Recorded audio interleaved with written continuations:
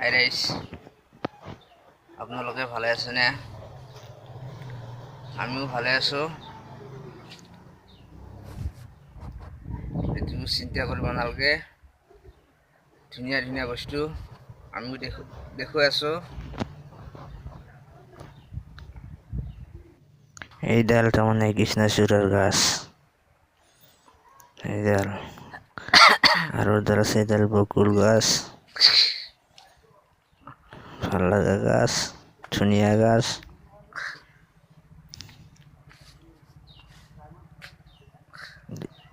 এইকেইডাল নাৰিকলৰ গাছ।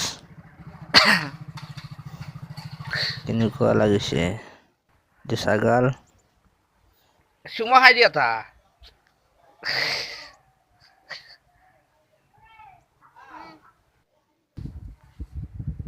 এখানে তোমাৰ ধান খেতি এবাৰ নতুন